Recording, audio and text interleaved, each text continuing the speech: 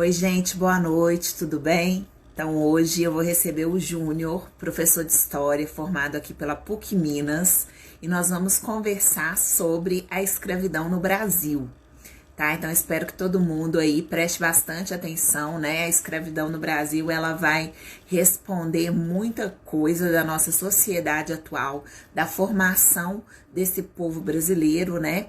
Essa escravidão que vai começar aí no século XVI, primeiro com uma tentativa de escravidão dos indígenas e depois trazendo aí negros, né, da África para o Brasil, que se tornou um negócio aí muito lucrativo.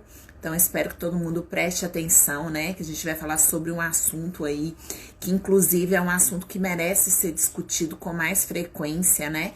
Nas redes sociais, essa questão da escravidão do negro, muitas vezes do negro africano, mas também da escravidão indígena, né? Que aconteceu e a gente também não pode negar. Oi, Selma, oi, Sérgio, sejam bem-vindos aí para o nosso bate-papo. E se alguém tiver alguma dúvida, né, manda pra gente, comenta aqui, tô aguardando o professor Júnior, pra gente poder conversar, né, fazer essa análise aí sobre a história do Brasil e sobre a história de escravidão, né? A nossa história, ela tá muito junta, há uma história de resistência, há uma história de luta, né? Há uma história de formação do povo brasileiro. E nessa formação desse povo brasileiro, a gente não pode deixar de fora aí os negros em sua maioria e também os indígenas, né, que já estavam aqui antes da chegada aí do povo português. Só chamar o Júnior aqui pra gente começar. Deixa eu ver se consegui. Caiu. Oi, Sol, boa noite, Flavinha. Só aguardar o Júnior entrar aqui de novo. Ele tá usando o login do Alberto Delpino pra gente poder começar a bater esse papo aí sobre um assunto tão interessante, né? Que é a escravidão no Brasil. Então, se a gente for olhar a questão da escravidão aqui, a maior parte da nossa história, nós tivemos a escravidão, né? A escravidão, ela fica presente na nossa história aí mais de 350 anos, quase 400 anos de escravidão no Brasil, né? E aí a gente vai tirar alguns mitos, inclusive o Esdras está mandando aqui, né, que os nativos, diferente do que já foi dito aí alguns anos atrás, eles não eram nada de preguiçosos, né? Eles deixaram de ser escravizados por vários fatores, inclusive por uma questão de interesse econômico, financeiro, que a gente vai falar hoje aqui na live. Deixa eu ver se o Júnior já voltou para a gente poder conectar aqui com ele. Ainda não. Então, gente, a gente vai tentar discutir também, conversar aqui nessa live sobre a questão do fantasma da escravidão, que é a questão do preconceito, né, que permanece aí, que é nesse período colonial. Então, a gente vai tentar discutir essa questão, a questão aí da crueldade com os negros. Olá, Júnior, boa noite. E aí, Sabrina, tudo jóia? Boa Tudo noite. bem com você? Graças a Deus, tudo tranquilo. Então, Júnior, eu comecei falando um pouquinho aqui sobre o assunto que a gente vai falar, um assunto muito importante, por sinal, né? Que é a questão Mas, da escravidão aqui no Brasil, que vai refletir na nossa sociedade atual.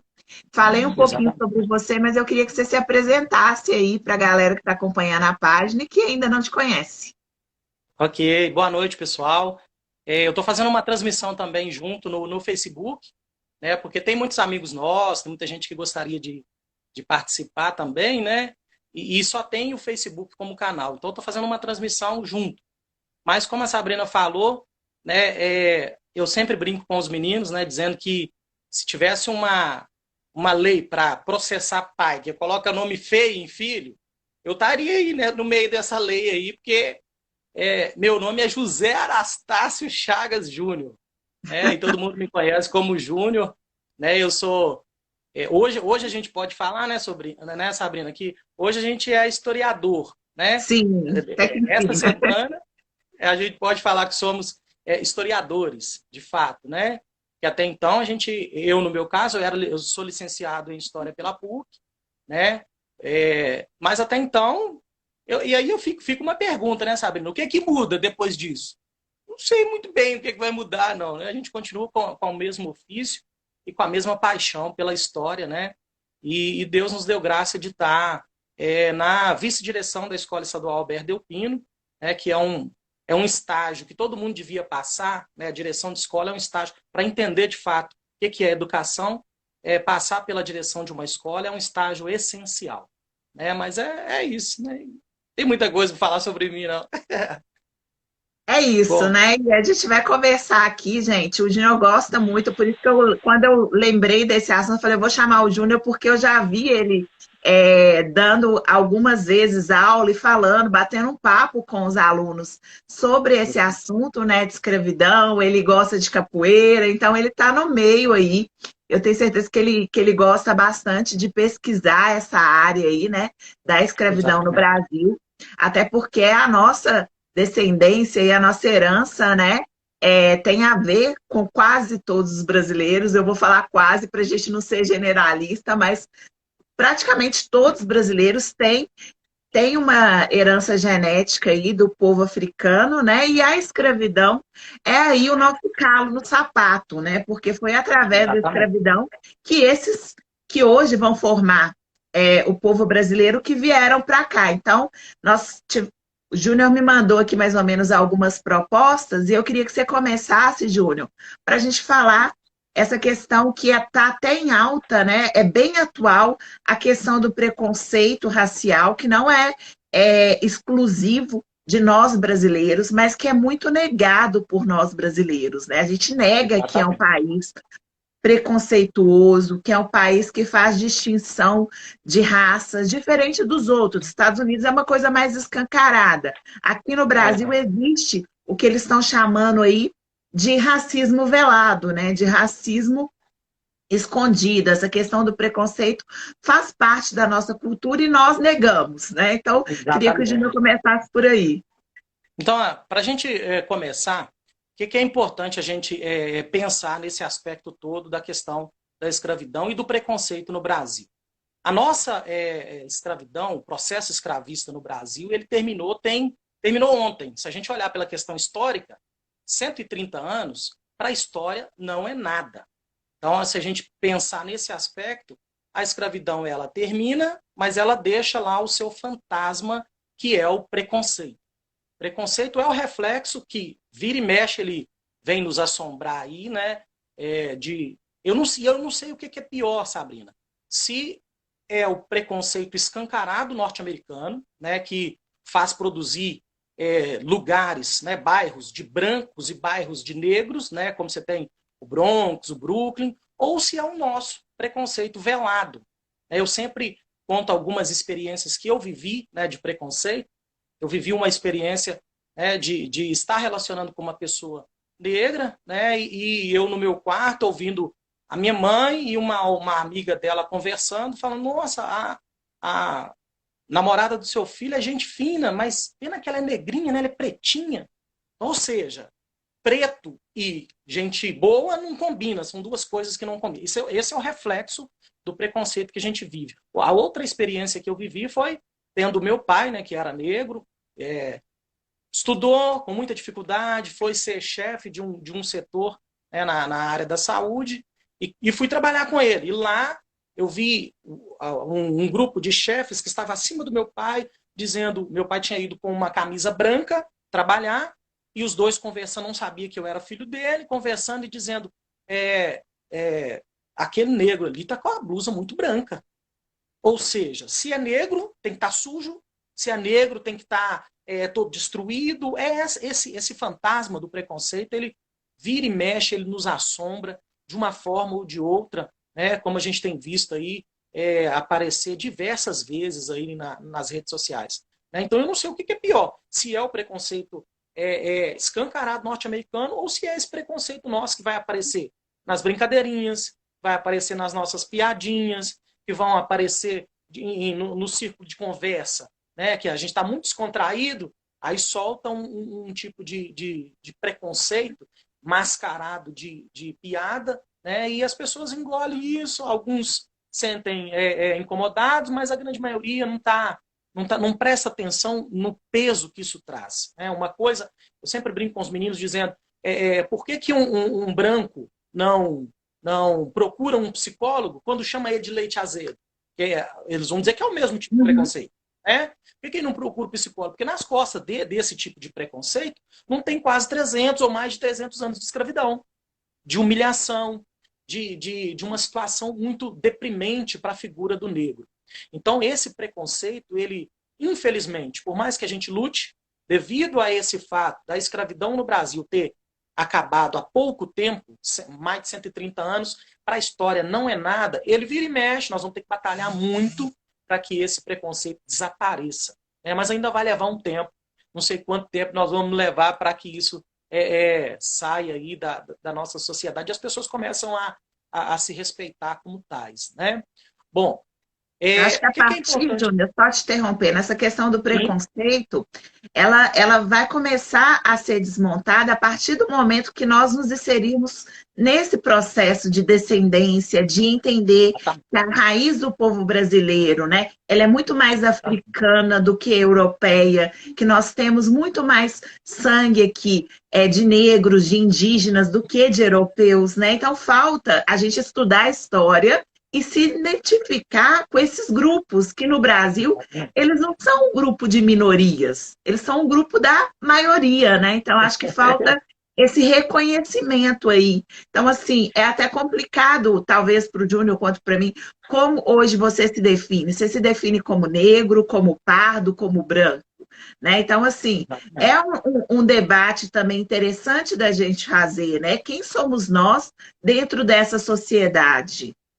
exatamente, né, Sabrina? A gente vê, eu vivi experiências, e acredito que você tenha vivido também, experiências muito terríveis de preconceito e humilhação dentro de sala de aula, que a gente tem que levantar a bandeira, talvez lá seja um dos lugares mais importantes para nós levantarmos a bandeira, né, e mostrar, tanto para branco quanto para o próprio negro, que se inferioriza, que se sente a pior pessoa do mundo nesse aspecto, né? Eu vivi uma experiência aqui mesmo em Ibirité, eu sou de Ibirité, a galera sabe disso aí, né? E vivi aqui do ladinho uma escola chamada José Rodrigues Betim, aonde tinha um rapaz terceiro ano do ensino médio, um rapaz trabalhador, um cara fantástico, e o apelido dele, por essa escola estar próximo aqui à Petrobras, ele era chamado do Zé Gotinha da Petrobras. Então, você imagina o peso que eu entrei na sala, esse apelido começou a ficar mais constante, até a gente levantar a bandeira e bater pesado e mostrar o tamanho do preconceito que estava acontecendo ali naquela sala. Então, nós, enquanto formadores de opinião, né, a gente forma opiniões dentro de sala, fora de sala, nos ciclos que a gente participa. Eu, no meu ciclo, também fora disso, tem um ciclo cristão que eu faço parte. Lá também acontece muito preconceito, igual em qualquer outro lugar. Não é porque a gente está falando de círculo cristão que não tem gente cheia de preconceito. Lá também tem. Eu tenho que levantar a bandeira e tenho que anular essa diferença. Tá? Então, esse é o primeiro passo que a gente precisa compreender. Né? Quando eu coloco um apelidinho, quando eu brinco, quando eu faço piadinha, o que eu estou fazendo? Estou só alimentando o fantasma do preconceito. É isso que eu estou fazendo. Vamos prosseguir? Vamos lá. Agora a gente vai falar um pouquinho sobre a escravidão aí pelo mundo, né? Que a gente vai ter aí Exatamente. diferentes formas de escravidão, né? Exatamente. Sabrina, quando a gente para na frente de uma sala de aula, não sei, isso deve ter acontecido com você, e quem não é professor já deve ter vivido uma experiência como aluno, né, se o professor tocou em assuntos assim. Quando você pergunta para uma classe por que o europeu português e o europeu espanhol ele substitui a mão de obra escrava indígena pela mão de obra escrava africana. Os meninos ficam olhando para a nossa cara, assim, meio com a cara de paisagem, né? Não sabe o que responder. Uns poucos vão bater na questão de dizer que o indígena é o preguiçoso. Então ele troca porque o indígena é preguiçoso, não sabe trabalhar. Mas na realidade precisamos compreender que a escravidão ela faz parte da história da humanidade desde que o mundo é mundo. Desde que o homem ele criou a ideia, né, de propriedade privada, isso aqui é meu, e de mais ninguém, a partir daí a gente vai ter escravidão no mundo. É lógico que em determinadas civilizações ela vai ter uma roupagem diferente, ela vai ter uma forma, uma maneira diferente. Então você vai pegar lá o Pentateuco, que são os primeiros 5 livros que Moisés escreve, você vai perceber escravidão lá. Você vai pegar a história dos egípcios, você vai encontrar escravidão lá. Você pega a Grécia Antiga, você encontra escravidão naquele espaço ali. É lógico que você vai ter escravos de guerra, você vai ter escravos que se tornam escravos, como na própria Grécia Antiga. Pessoas que deviam muito, e aí se oferece como escravo em troca do perdão da sua dívida. Mas quando a gente fala de escravidão na América, tanto a América portuguesa quanto a América espanhola, ela assume uma veste, uma roupagem muito cruel.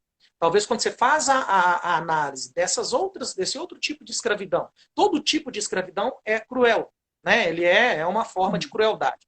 Mas quando você pega aqui no Brasil, né, América Portuguesa, você vai perceber que o escravo aqui, além da crueldade de ter a sua liberdade retirada, né, roubada, você vai perceber que a crueldade, o estupro, a agressão, ela é de forma muito mais acentuada aqui no território da América Portuguesa e da América Espanhola.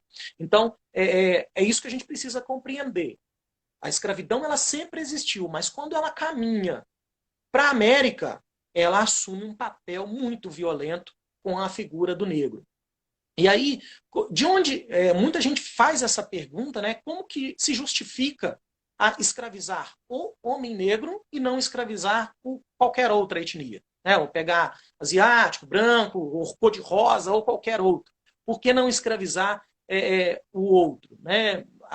Muito disso parte do que a Idade Média nos fornece. Né? A Idade Média é a idade chamada Idade das Trevas, e precisava se justificar, né, na Idade Média, começa a criar um tipo de pensamento de que tudo que é escuro, tudo que é preto é maldito.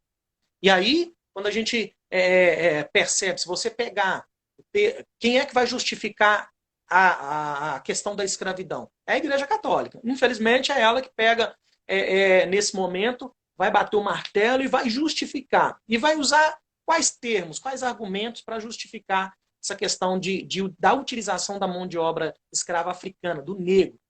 Existe um texto conhecido bíblico, que eu acredito que você conhece também, né, da primeira história bíblica, né, aliás, segunda história bíblica, que Caim mata o seu irmão Caim e Abel. Os dois, né, vão oferecer a Deus um sacrifício lá, e a oferta de Caim não é aceita. Né? Naquela história toda lá, um mata o outro, Caim mata Abel, e ele sai errante pelo mundo. Naquela história, fala, aquela história judaica, ela vai falar que Deus havia colocado uma marca sobre a cabeça de Caim, né, e ele sai pelo mundo aí. A igreja vai justificar que essa marca da maldição de Caim é a pele escura. Não há nada que possa justificar aquilo ali, mas eles vão dizer, não, o que traz sobre o negro tem a pele desse jeito é porque ele é um maldito.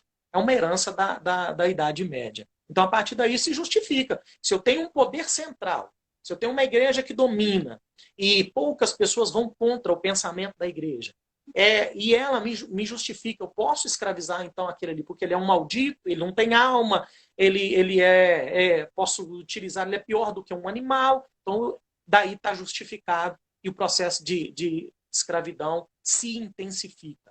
Né? Então é importante a gente tratar isso aí. Tá Da bom? parte religiosa, né, Júnior? A gente sempre fala que tem tudo que a gente for estudar na história, tem que ter uma justificação religiosa, né? Principalmente no tempo histórico que a gente está falando, né? A gente está falando no final do século XV, século XVI. Então, eu tenho que ter essa justificação. Então, a justificativa religiosa, com essa questão dessa releitura da Bíblia e pegando um povo e colocando sobre ele a marca da escravidão, né? Ela é muito interessante de ser feita.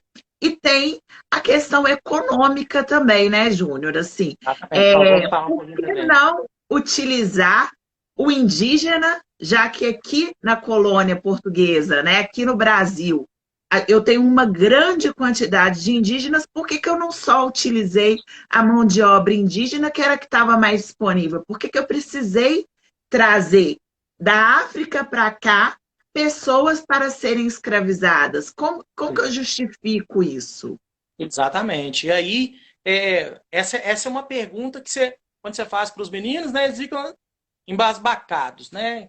Bom, no imaginário, primeiro, nós temos uma grande quantidade de indígena aqui. Talvez qual que seria o ponto principal na utilização da mão de obra indígena aqui no Brasil? O europeu desembarca aqui, ele utiliza como mão de obra, a princípio, a mão de obra indígena, mas ele vai fazer o quê? Na divisão de trabalho indígena, você tem o papel específico do homem e o papel específico da mulher. Na grande maioria das tribos indígenas aqui no Brasil, você vai ter o homem. Qual que era o papel do escravo, do indígena homem aqui? Ele era o caçador, o coletor, era o cara que trazia carne para dentro da aldeia, né? Protegia a sua aldeia, construía a sua aldeia, e o papel da mulher era o papel da agricultura. Era ela que plantava, era ela que colhia, era ela que arava a terra, era ela que tinha o papel, né, de agricultor aqui na América antes dos europeus desembarcarem aqui. Então, quando o europeu chega aqui, quem ele vai utilizar como o trabalhador da agricultura? Ele vai utilizar, ao invés de ser a mulher, que já tinha um papel, né, de trabalhar na agricultura, ele utiliza o homem. E aí vai aparecer uma série de conflitos. Mas a resposta principal é quando Portugal e Espanha têm as rotas comerciais cerradas ali, né? Então eles vão procurar uma outra rota até o Oriente, e aí o processo que a gente fala de dobrar o cabo bojador, né? Eles estão procurando uma nova rota, e nesse caminho, nessa empresa de buscar uma nova rota, eles vão chegando ao continente africano, vão instalando entrepostos no continente africano, e quando instala-se esses entrepostos, o que é que o europeu descobre? Que no continente africano já existia a escravidão. Então as tribos estavam lá em conflito, em guerra, né, em disputas territoriais, e aí os escravos que perdiam, os negros que perdiam, né, nessas disputas territoriais, eram transformados em escravos. Então, o que, que o europeu percebeu? Que eu posso utilizar a mão de obra indígena, mas quando eu utilizo a mão de obra africana, eu vou ter uma lucratividade muito maior. Esse é o ponto principal.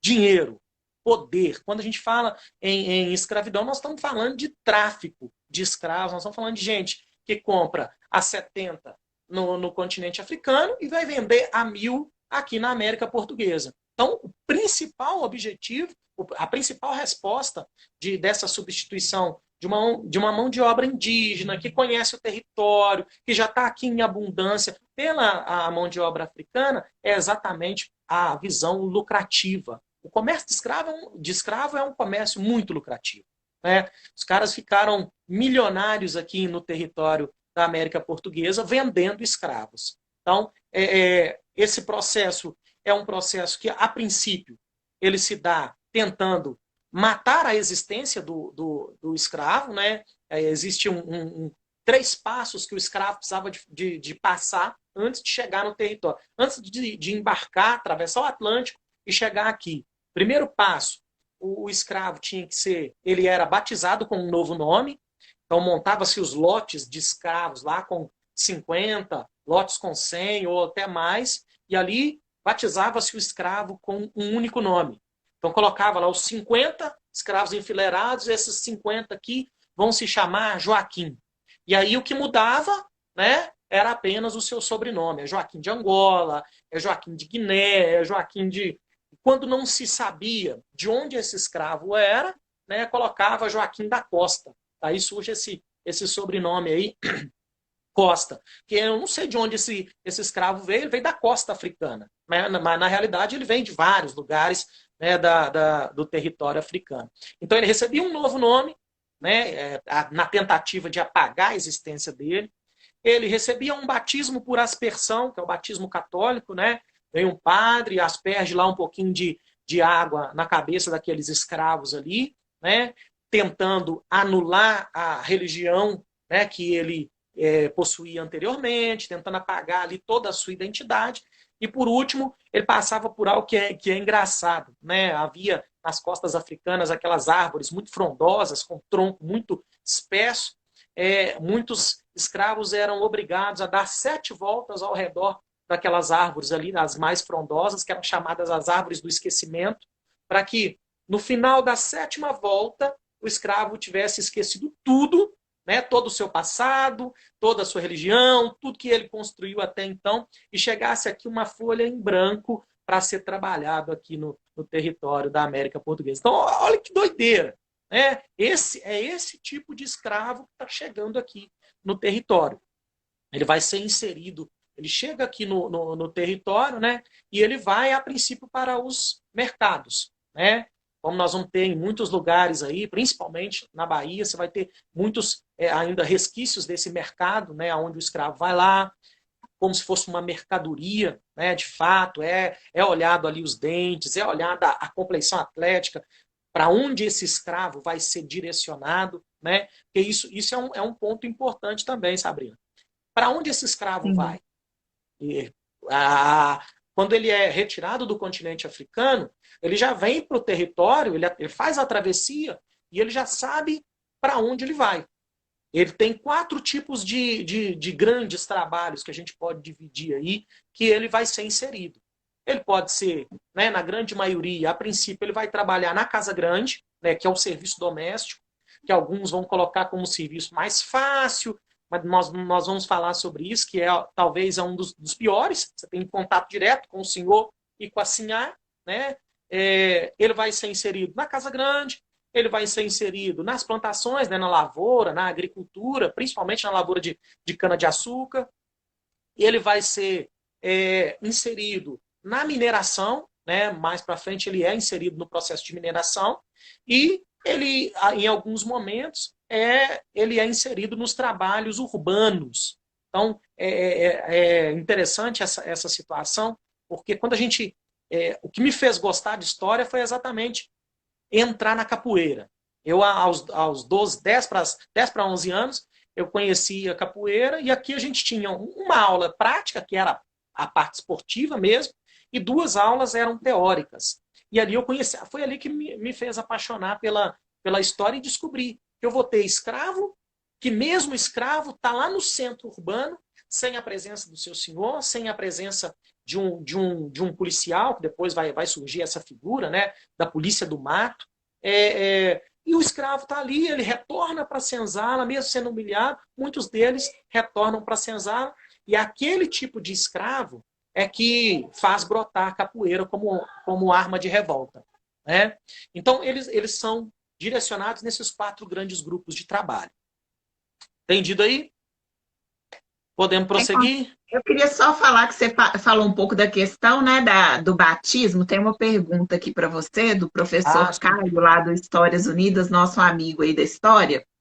Ele está Sim. colocando o seguinte: professor, se o escravo era um bem móvel, o seu batismo tinha uma função mais de destruir a identidade do que é religiosa? Sim. Esse era o papel principal, né? Porque é anular a ideia aquela ideia da religião africana, como até hoje ela é uma ideia de anular, é o maldito, é aquilo que é vil. Então, a proposta era essa, é anular mesmo a identidade religiosa dele. Tanto é que quando ele chega aqui, logo depois, vai demorar um tempo. A lógica, a Igreja Católica está acompanhando esse processo, e todos nós vamos saber que ela está acompanhando esse processo não é para tentar evangelizar esse escravo. Ela está acompanhando o processo porque ela também visa lucro em cima daquele índio, daquele escravo. Esse é o ponto principal. Ele vem para cá, né, mas a igreja, dentro dos navios, você vai ter a presença de muitos padres, você vai ter a presença religiosa, mas ela é uma presença muito mais controladora. É muito mais, eu preciso saber quem está indo ali, porque daquele escravo, daquele lote de escravo ali, eu também vou tirar o meu lucro, né? Infelizmente, é um passado que ele está alicerçado pelos poderes principais que nós vamos ter ali. Né? Infelizmente, é isso que acontece. Né? Ainda tem a questão, né, que eu vou anular esse escravo e trazendo diversos escravos de diferentes lugares, que falam diferentes línguas, de diferentes Exatamente. etnias. E quando esse escravo chega aqui no Brasil, o nome dele é africano, não importa de qual parte do continente africano que ele é, né? E é muito, acho que isso está muito presente ainda hoje, na nossa sociedade, né? Quando a gente fala de África, muitas pessoas têm uma visão reduzida do que é o continente africano. Uns dias atrás, Júnior, eu até coloquei umas perguntinhas aqui nos stories e coloquei: a África é um país? Sim ou não? Ainda teve muita gente que colocou que sim, que a África é um país, né? Então, É porque verdade. durante muitos anos nós anulamos essa história do povo africano, né?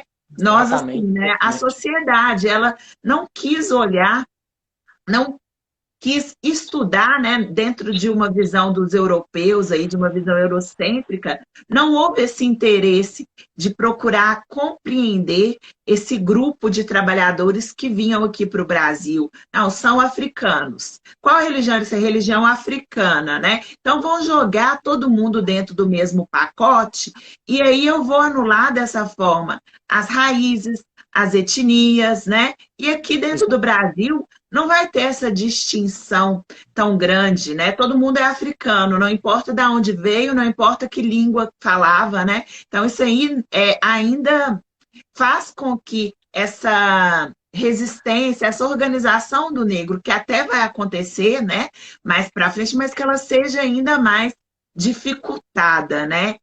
O Júnior Exatamente. comentou o aspecto mais importante da gente entender. Eu já vi algumas questões, o Júnior também deve ter visto, em relação à mão de obra escrava africana e não escrava indígena, está relacionado a isso tudo que ele falou e também, além de tudo, né, o indígena ele não vê muito sentido em juntar dinheiro, em juntar grandes lavouras, em fazer um trabalho ali para armazenamento, né? Ele vive Exato. muito hoje, a maior parte também, porque outro erro que muitas vezes a gente comete na história é pegar também os indígenas e jogar todo mundo, né? Os indígenas, né? A gente sabe que também existiam várias etnias, que essas São mais etnias de vão ter 1.200 diferenças, tribos aqui, né? vão falar línguas diferentes, vão ter diferenças de costumes, né? Então, para uma visão simplificadora da história, também colocar os indígenas como sendo um único povo, né? E não é Exatamente. bem assim também, a gente sabe, né? Então, isso reforça a questão do fantasma do preconceito que a gente já falou. Não só do preconceito contra o negro, contra o africano, mas também existe um preconceito contra um indígena que foi jogado no mesmo pacote aí, né? E Infel- só que, porém, vai ter também, eu vejo muito presente, não sei se o Júnior concorda, a questão de quando a Igreja Católica manda para cá as missões jesuítas, né? E abraça esse indígena como se ele fosse lá a história do bom gentil, do homem da Exatamente. terra, ele tem que ser protegido, né? Então a igreja ela meio que cria assim esse folclore em cima do indígena como um ser ali desprotegido e o negro É. ela se omite, né? Então, quando eu me omito, eu já escolhi o que eu quero, porque a igreja Exatamente. utiliza de mão de obra escrava. Então, você poderia até ver nos primeiros anos coloniais que a gente vê as imagens, né, os retratos muito de Debré, de Rugendas, você até consegue ver o indígena inserido ali no mundo religioso católico, né? Sendo um coroinha, participando ali da igreja. Agora, o Do negro, não. negro já é um negócio muito mais difícil, né? É um negócio que a gente não vê. E a igreja, ela se omite diante desse fato, assim, né? Quando ela se omite, ela, querendo ou não, ela alimenta, ela fomenta. Com o indígena, não. Ela já escolhe ali o lado do indígena e é lógico que as missões jesuítas também não são as missões amigáveis, os bonzinhos. Ele O também vai olhar é outro, utilizar, né? né, o indígena como também o escravo, mas bater nele não. Matar ele não. Né? Então, É. assim, ela Enquanto vai do outro também lado a tentar coisa está proteger. muito pior. Exatamente. Então a gente tem, olha só como que o Brasil, né? A gente tem essas contradições na nossa história que elas precisam ser discutidas e precisam ser trazidas aí, fazer mais lives falando sobre esses temas, né? Que é uma construção, até a construção de eu omitir que os africanos são de diversas, diferentes regiões, que existem diferentes indígenas. Eu ponho todo mundo no mesmo pacote, do lado eu tenho os bonzinhos, do outro eu tenho os maus, os ruins. E aí eu É. vou ali fazer essa simplificação da história, né, Júnior? E aí, olha para você ver, a igreja toma um partido, né, toma um lado, e aí do outro lado nós vamos ter a crueldade com que o negro é tratado. Aquela ideia, muita gente tem ideia da Chica da Silva, romantizada pela novela, de que aquela ideia, aquela pessoa ali, ela é o retrato da maioria dos escravos. E na realidade não é. Aquilo uma pontinha na Então, né? situação, ou quase exclusiva na situação, né, do escravo no território, na maioria das vezes. Nós vamos ter o escravo sendo. Ele é tratado pior do que um animal.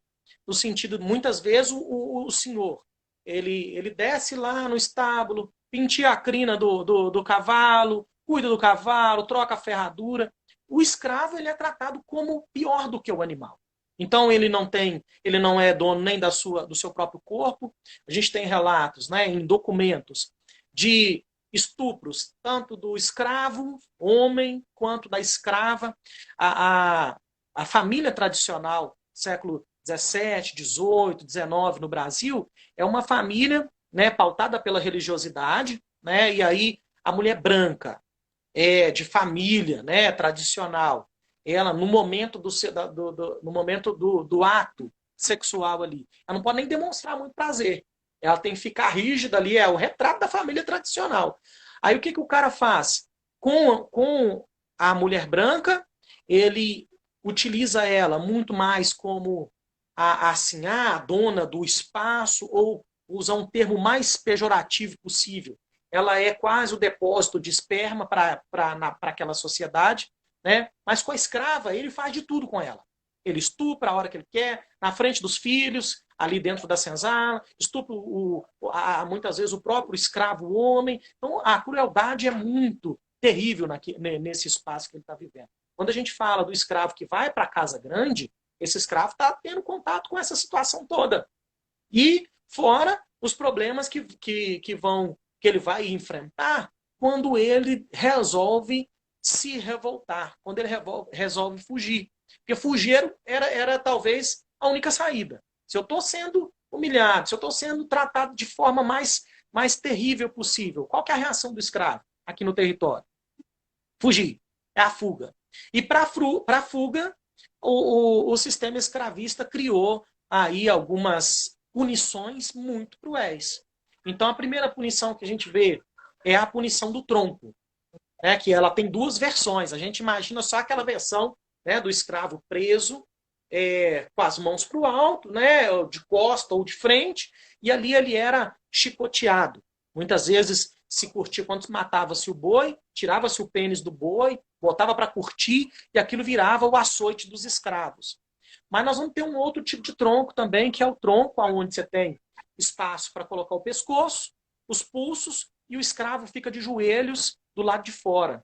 Ali, muitos escravos passavam 2, 3 dias naquela posição, se tivesse que urinar, se tivesse que defecar, era tudo daquela maneira ali, para o senhor mostrar para ele que ele é o dono. É um tipo de punição terrível. Aí as punições elas vão piorando na medida em que o escravo vai fugindo. Então você tem o tronco, que é essa questão do aprisionamento e do chicote. Você vai ter, quando o escravo é capturado, né, ele é capturado muitas vezes por outros escravos que entregam esse escravo na fazenda de novo, recebem um dinheiro. O sistema escravista ele acontece muitas coisas ao mesmo tempo, né? Você tem escravo prendendo escravo, você tem uma série de coisas acontecendo, você tem quilombos que possuíam escravos também ao mesmo tempo. Então, quando esse escravo é recapturado e entregue ao seu senhor, alguns senhores marcava a cara do escravo ou o lado né, das suas costelas com as iniciais do seu senhor. Né? Muitas vezes, mesmo ferro quente que marcava o boi, marcava o animal, marcava-se também o rosto do escravo, marcava-se a costela do escravo. Se o escravo fugisse novamente, alguns senhores cortava-se uma das orelhas do escravo, arrancava-se uma das orelhas. Se o escravo e chegava ao ponto da punição maior, né, que é a morte. Mas mesmo assim o escravo ainda fugia. Porque viver nesse sistema é muito complicado. Né? É o sistema mais degradante que a sociedade pôde produzir. Né? Isso nós estamos falando do escravo dentro da casa grande. E o que vai acontecer com o escravo nas outras funções, né, que ele está sendo direcionado? E aí eu quero falar um pouquinho sobre o escravo que vai para a mineração. Esse escravo que vai para a mineração, ele já é selecionado lá no continente africano, né? Eu preciso, para trabalhar na mineração aqui, eu vou precisar de um escravo de baixa estatura, né? Um pequenininho, tem que ser o baixinho que vem para cá, muito provavelmente os descendentes do meu pai, né? Que aqui todo mundo é muito grande, sabe? E pega-se o escravo pequeno para ser inserido na mineração. Esse escravo, baixinho, vai trabalhar na mineração aqui no nosso território. Ele passa por um processo, né? Ele já começa a trabalhar muito cedo, então ele é trazido para cá, já as crianças pequenininhos, então vai um adulto dentro da mineração, cavando ali, abrindo, né, as locas para a retirada do ouro, vai duas crianças atrás dele retirando o material, né, que está sendo minerado ali. Quando esse escravo, que é pequeno, né, ele encontra com outra escrava, ou ele tem algum tipo de relacionamento dentro da senzala com uma escrava maior, e ele gera um filho, e esse menino começa a crescer, né, porque a criança ela tem um espaço de tempo ali que é chamado estirão, ela cresce, a partir dos 7 anos ela dá aquela esticada, né? Quando percebe-se que esse escravo que já está na mineração cresceu demais, precisa resolver o problema, né, desse crescimento. E qual que é a solução mirabolante que se encontrou para resolver o problema do crescimento desse escravo? Né? Pegava-se um alicate, né, que era um espremedor, como se fosse um espremedor de limão, dava um pouco de cachaça para esse escravo, colocava ele pelado, de pernas abertas, e esse alicate vinha espremendo o testículo do escravo. Então, você imagina os homens que estão nos assistindo aí, espremendo o testículo, estourando, né, os 2 testículos do escravo, né, porque acreditava-se que interrompia ali o crescimento desse escravo, e era essa uma das crueldades que o cara passava por ela ali na mineração. Além de estar trabalhando, né, dentro da mineração, que é terrível. Você imagina? Qual que é a vida útil que nós vamos ter de um escravo que trabalha na mineração? É de 10 a 15 anos, no máximo. Os caras fortes, com muita força, conseguia chegar um pouquinho mais. Mas quem vai para a mineração, vai para morrer em curtíssimo prazo de tempo. Né? Muitas vezes ele está trabalhando em lugares que não tem oxigênio, abrindo buraco que não tem oxigênio, ele leva consigo uma gaiolinha com um passarinho dentro da gaiola, né? Quando o passarinho tombava na gaiola, ali era o despertador, ali era o sinal de que acabou-se o oxigênio na mina.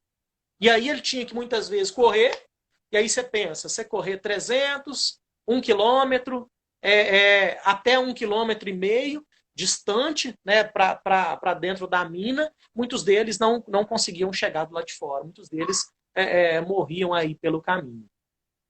Então nós E uma falamos coisa que a gente não falou, né, Júnior? Só completando aqui, a gente não falou que para chegar aqui já era uma batalha muito grande, né? Exatamente, Os navios negreiros, os chamados tumbeiros, né? Eles não eram nada confortáveis, então colocavam milhares de negros ali, todos juntos, em condições de vida ali mesmo, né? Condições precárias de higiene, com uma alimentação que não era uma alimentação suficiente, muitas vezes, porque a gente está falando de dias fazendo essa travessia, né, da África para cá, né? Então a gente tem ali dentro da sujeira, os maus tratos, então a gente já tem esse contexto que chegar aqui na América já era uma prova que esse escravo ele é forte, ele é resistente, ele está apto ao trabalho escravo, né? Então a gente já tem assim, a grande primeira batalha ele já venceu, que é fazer a travessia.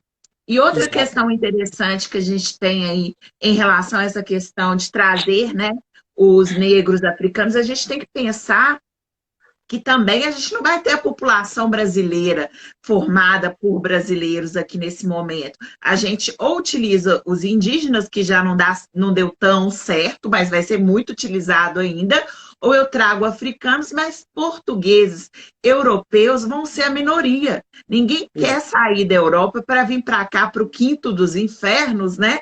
Para sofrer. E isso vai servir também para a questão das mulheres brancas, né? Eu já li alguns estudos que na questão da mineração, nos primeiros anos da mineração, não se tinha nem 5 mulheres brancas oficiais aqui nas Minas Gerais, porque a mulher branca ela não queria vir para o Brasil, ela não queria ter que passar por esse processo. E aí que também vai nascer a grande parte da miscigenação, né? Porque é aí que Minas Gerais, que é o estado onde concentrou a maior riqueza do ouro, que ele vai ser o estado mais miscigenado que nós temos, né? Porque vai vir para cá quando Portugal descobre o ouro aqui, todo mundo quer vir para cá, para Minas É. Gerais. Todo mundo que a gente vai dizer, é lógico que os bandeirantes, os homens, né?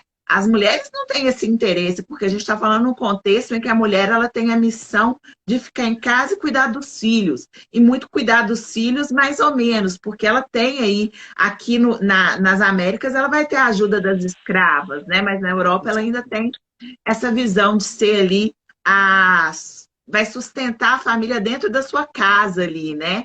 Então a gente tem várias questões para a gente discutir em relação a esse assunto, e sem contar, igual o Júnior está falando, o escravo, ele é uma mercadoria.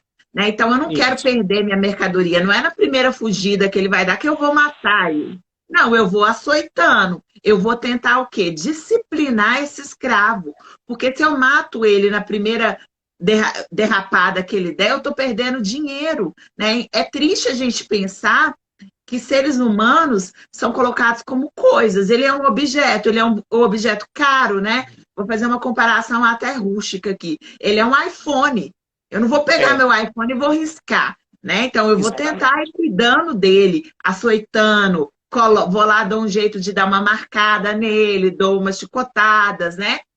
Que ele Eu vou, aguenta, eu vou, né? eu Então vou eu tratando vou esse objeto aí, né? castigando esse objeto, mas de maneira que ele aguente. Ele tem que É, aguentar ali, porque ele também, se ele morre logo nos primeiros açoites, eu estou perdendo dinheiro, né? Então, isso exatamente. tudo é um pensamento de mercado, é um pensamento de ter o escravo aqui para produzir riqueza. É a questão do pacto colonial, né? O que é o Brasil para a Europa, para Portugal, para a Inglaterra? É o grande fornecedor de riqueza. Ninguém está pensando no Brasil para ser um país de primeiro mundo, para ser uma potência mundial. As colônias americanas, elas não são pensadas para ser potência, né? Então a gente tem que ter essa visão também que a gente está falando de um contexto em que a Europa se sente o centro do mundo e ela é a grande civilizadora, ela é a grande mãe religiosa, ela é onde tem os grandes filósofos. Os europeus, eles anulam a história mundial e se colocam ali como os formadores da história, né? Não, e o interessante, Sabrina, é que depois que a igreja produz essa justificativa de que o negro ele tem a pele escura, né, porque ele é o maldito, surge o século XIX, e aí é o século da razão, né, da ciência. Nós vamos ter a busca também, né, através da razão, de justificar por que eu vou prender e vou escravizar o negro e não qualquer outro povo. Aí tem estudos que chegam a beirar o absurdo, de que analisava-se a estrutura óssea do escravo, analisava várias coisas, né, do negro. O Chegou ao crânio, ponto, né? exatamente, O crânio vai ser mais para frente para ver o desenvolvimento intelectual. Então, isso, assim, não, coisas do tipo, avaliar se esse lobo da orelha aqui, que é pequeno, então chegou-se à conclusão que a pessoa que tem a orelha pequenininha, com o lobo da orelha aqui, esse lugar onde a gente coloca o brinco, pequeno, ele tem mais probabilidade de ser uma pessoa ruim, um estuprador, um assassino, do que aqueles que têm o lobo da orelha maior. E quem tem esse tipo de orelha? É característica do povo africano, do povo negro. Você percebe que a maioria dos negros tem a orelhinha pequena, ou é descendente, tem a orelhinha pequena. Esse lobo da orelha é muito menor. Então, o que ele está dizendo nesses estudos científicos? Dizendo, posso continuar com o processo de escravidão, que está tudo beleza, está justificado religiosamente, está justificado cientificamente, e virou criou uma raiz, né? Por isso que é tão difícil. De vez em quando essa raiz, nós estamos no século XXI, de vez em quando essa raiz cria aí brota, né, em forma de preconceito. Sabrina, quanto tempo nós temos? É isso que eu ia te falar. Nós temos 8 minutos. Acho que a gente tem que partir agora para a parte da abertura e daí do fim, né, teoricamente, da escravidão. Galera, nós falamos quase pouca coisa, né? Tem tanta coisa para ser dito. Nossa! Mas o que acontece, né? A gente, a partir dos anos de 1850, a gente tem uma pressão muito grande, né? As pessoas começam a discutir e a gente percebe o seguinte: muita gente fala, a princesa Isabel ela vai assinar a Lei Áurea, né? Muita gente vai colocar várias justificativas ou porquê dela assinar a Lei Áurea, né? E caminhar de fato, para terminar o processo de escravidão aqui no Brasil. Mas o ponto principal é o que está acontecendo na Europa, né? Nós vamos ter a Inglaterra surgindo lá com a Revolução Industrial, né? O sistema capitalista começando a brotar de forma muito mais pesada, né? Então, como que eu vou fazer o sistema capitalista ele avançar se eu tenho uma sociedade, uma população que na sua grande maioria é escrava? Então a discussão que se encontra aqui no território está voltada muito mais para atender os interesses específicos da Inglaterra. Então, a partir de 1850, a gente tem a assinatura da lei Eusébio de Queiroz, que é a lei que vai proibir o tráfico de escravos no Brasil. Ou seja, a escravidão permanece, a escravidão continua, porém, eu não posso mais colocar o meu navio lá na costa africana, atravessar o Atlântico com escravos e vender aqui no território da América Portuguesa. A partir de 1850, o tráfico de escravos já está cancelado aqui no território brasileiro.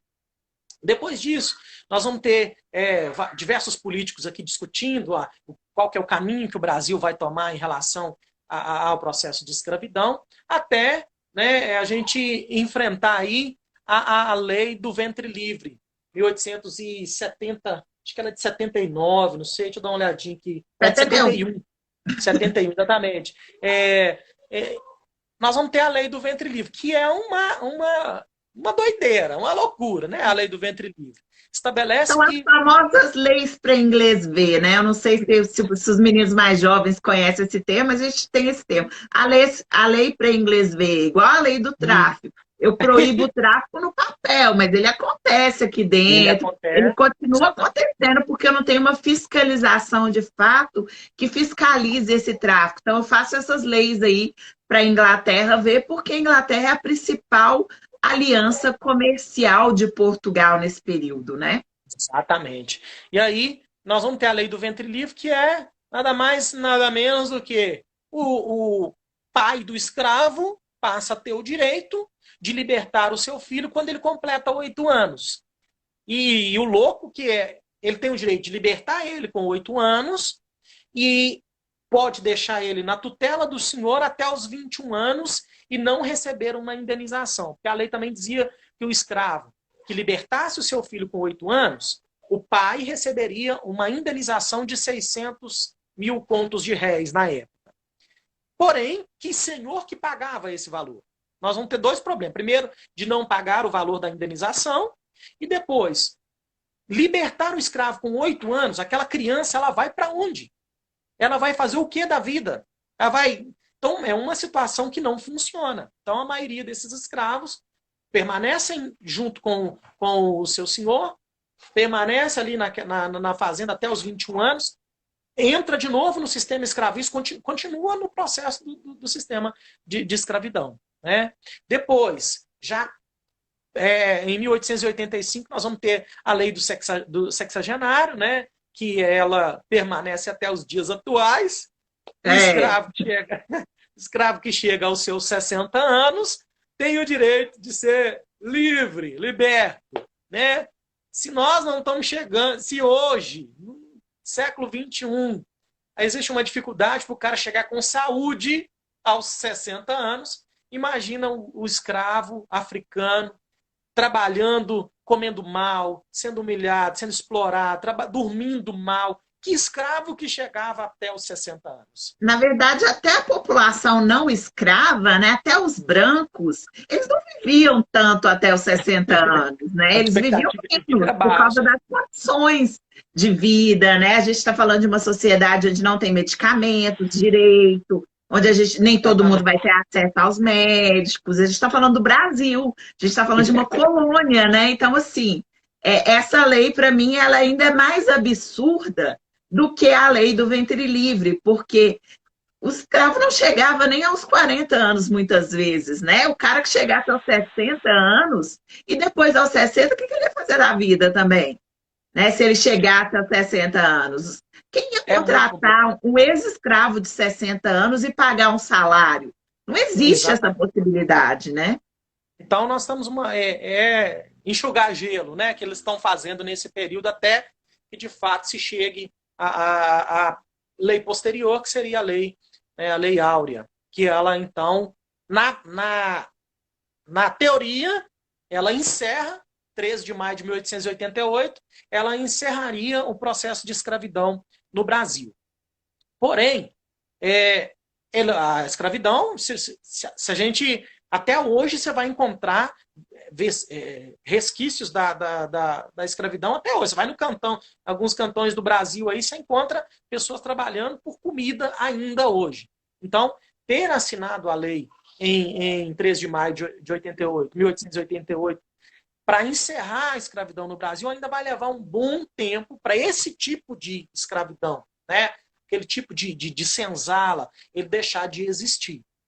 Bom, os escravos, né, saem da senzala. Eu gosto de lembrar uma das poucas novelas que eu consegui assistir, né, não tenho muito esse costume, mas uma das poucas novelas, não lembro nem qual que é o nome dessa novela, mas que ela terminava com um escravo fazendo a leitura da Lei Áurea, né, e o escravo saindo, caminhando, né, numa direção, e do outro lado vindo os imigrantes italianos. Eu não lembro qual que é o nome dessa novela, mas ela retratou exatamente o que aconteceu. O escravo saindo. Quase que faltou cantar, caminhando sem lenço e sem documento, contra o vento, né?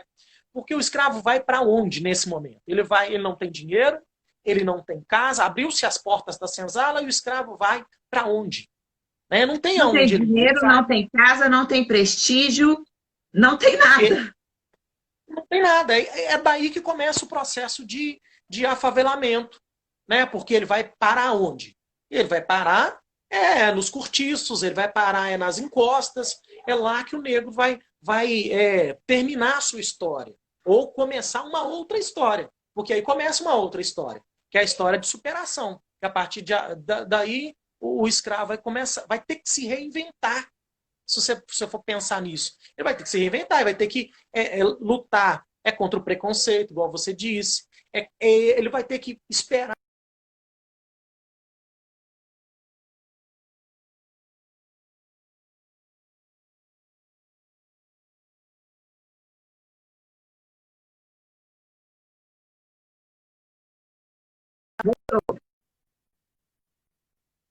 Quero agradecer vocês. E travou aí, Sabrina? Travou, já pode agradecer que faltam 20 segundos. Quero agradecer a galera do Instagram, faltou muita coisa para nós falarmos, mas é isso aí, Sabrina. Numa outra oportunidade a gente conversa mais. Vamos ter outras oportunidades para trazer o pós-libertação dos escravos. Aí a gente combina, Júnior, para falar, né? Esse escravo foi liberto e foi para onde, né? Então é bom a gente repensar